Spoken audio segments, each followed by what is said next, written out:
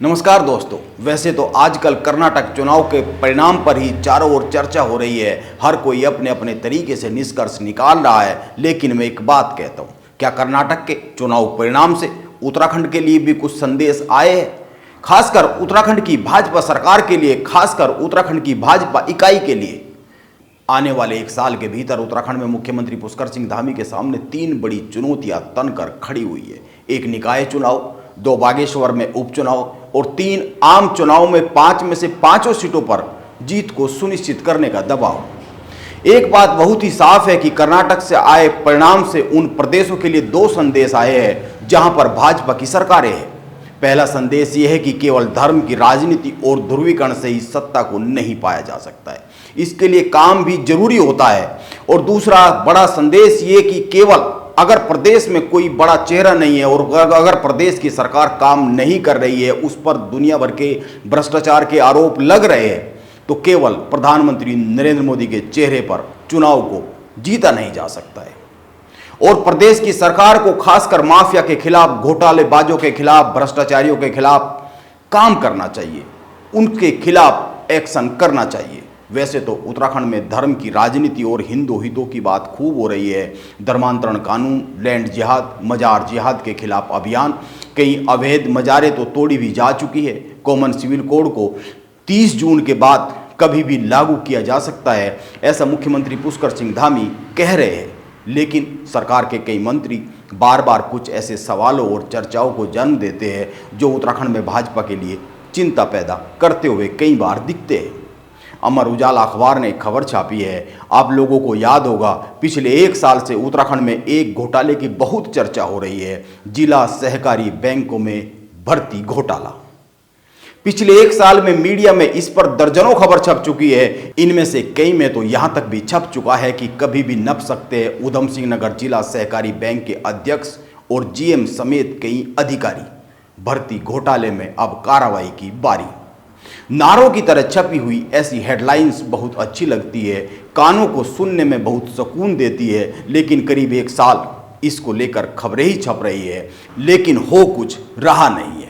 पिछले साल 4 अक्टूबर को हिंदुस्तान अखबार ने भी एक खबर छापी थी जिसकी हेडलाइन थी, कोऑपरेटिव बैंक की भर्तियों में भी धांधली, बोर्ड और अधिकारियों ने ऐसे किया भर्ती में खेल। देहरादून, पिथौरागढ़, उधम सिंह नगर में किस तरीके से चतुर्थ श्रेणी कर्मचारियों की भर्ती में खेल किया गया, ये अखबारों और मीडिया के अन्य माध्यमों में 1 साल से लिखा और बताया जा रहा है, सुनाया जा रहा है।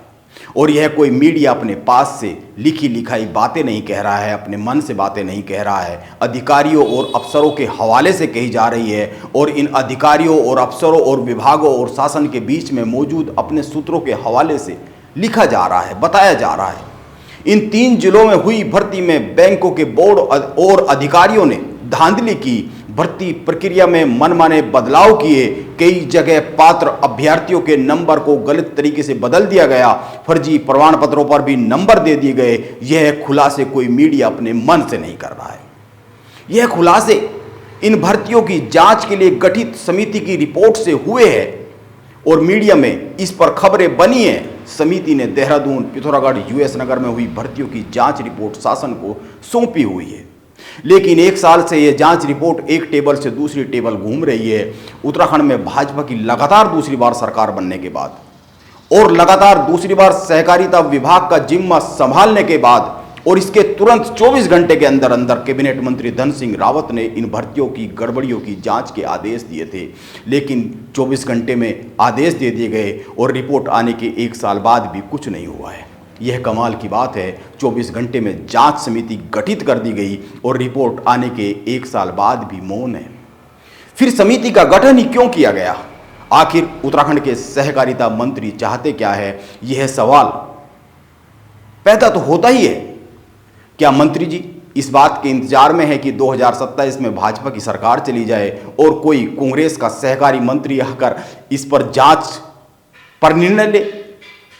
करीब 1 साल से टेबल घूम रही इस जांच रिपोर्ट पर विधि और कार्मिक विभाग की राय भी ली जा चुकी है। बताया जा रहा है कि इस रिपोर्ट को एक बार फिर से जांच समिति के पास भेजा जा रहा है। क्यों भेजा जा रहा है, यह तो सरकार से उत्तराखंड की भाजपा इकाई को पूछना चाहिए।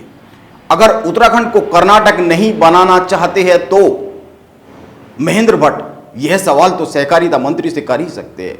अब पता नहीं महेंद्र भट्ट इतनी हिम्मत रखते भी है कि नहीं रखते हैं, वो सहकारिता मंत्री को कोई जवाब तलब कर सकते हैं कि नहीं कर सकते हैं, वो ये पूछ सकते हैं कि नहीं पूछ सकते हैं कि क्यों भाई आप उत्तराखंड को कर्नाटक क्यों बना देना चाहते हो।